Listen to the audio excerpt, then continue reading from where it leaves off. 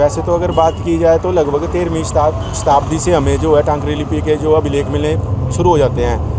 इस प्रदर्शनी में मैंने लगभग 250 से 300 वर्ष पुरानी मुझे जो लोक रामायण जैसे मिली, तो उसके मैंने कुछ पेज बनाए हैं। वैसे ही राजा शमशेर सेन जी के समय की मैंने यहाँ पे कुंडली रखी हुई है कि लोग देख सकें कि कितनी लंबी लंबी ये कुंडली होती है, तो उसका कुछ हिस्सा रखा है। वैसे ही मैंने इसमें किन्नौर की बात की जाए, कामरू की बात, उधर का ढोल भेजा था मुझे किसी ने पढ़ने के लिए, तो 250-300 वर्ष पुराना, लगभग 2 साल पहले, तो उसका भी मैंने फ़ोटोज़ रखे हैं लोगों को बताने के लिए कि किस किस प्रकार से धातुओं के ऊपर, लकड़ी के ऊपर कैसे रखी जाती थी। वैसे हमें मंडी में एक बही खाता प्राप्त हुआ था 1910 का, लगभग 115-16 साल पुराना, वो मैंने रखा है। वो तो बिल्कुल ओरिजिनल है यहाँ पे। वैसे पहाड़ी चित्रकला की मंडी शैली का है, 250 वर्ष पुराना मैंने चित्र रखा हुआ है। उसमें मंडयाली और टांकरी भाषा में वर्णन किया हुआ है, जैसे शूर्पणखा जी हाँ बोलती लग रही कि हाँ भाई रावण जो कि मेरा नाके डर काटा। तो इस तरह से जो टांकरी लिपि है वो तो मतलब पहाड़ी चित्रकला के थ्रू भी पूरे विश्व में गई हुई है। तो ऐसे अलग अलग हमने अभिलेख, रामपुर के मैंने यहाँ पे अभिलेख रखे हुए हैं। बेसिकली एक पूरी की पूरी एक धारा है जो जोगिंद्रनगर से किन्नौर तक तो जाती है, जिसमें काम होना भी बाकी है, तो उस पर हम काम कर रहे हैं कि अपने क्षेत्र को लेकर भी हमें काम करना चाहिए। तो ऐसे मैंने शारदा के भी कुछ अभिलेख रखे हैं, क्योंकि मूल तो हमारी शारदा लिपि है, तो वो भी 300-400 साल पुराने हैं जो इनके जो मैंने प्रिंट रखे हुए हैं यहाँ पर।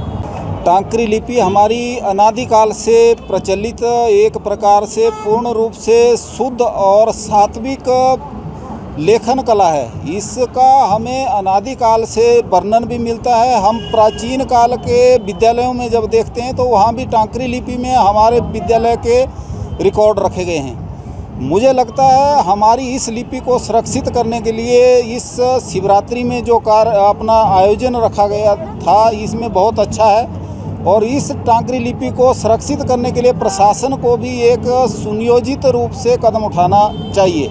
और यह लिपि प्राचीन काल से बहुत सुंदर और शुद्ध लिपि जो हमारे प्राचीन ग्रंथों में भी वर्णित है और हमारे प्राचीन मंदिरों में भी अंकित की गई है।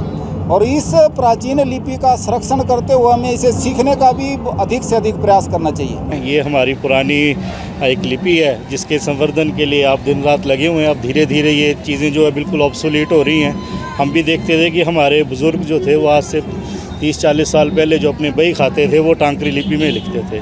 हमारे जो पुरातन ग्रंथ हैं हिमाचल से रिलेटेड जितना भी है वो भी टांकरी में ही है, लेकिन समस्या भी है कोई उसको पढ़ने वाला भी कोई नहीं है। तो जो भी आप ये काम कर रहे हैं ये बहुत ही काबिल तारीफ़ है काम है, और हम चाहते हैं कि आप इसको और बढ़ाएं। और धीरे धीरे ये टांकरी जो है ये हमारे यहाँ हिमाचल सरकार से भी निवेदन है कि उनको स्कूलों में भी इसको प्रमोट करेंगे ताकि आने वाले बच्चे जो हैं वो टांकरी लिपि को पढ़ें और सीखें इससे कि हमारी हिस्ट्री क्या कहती है इसके बारे में।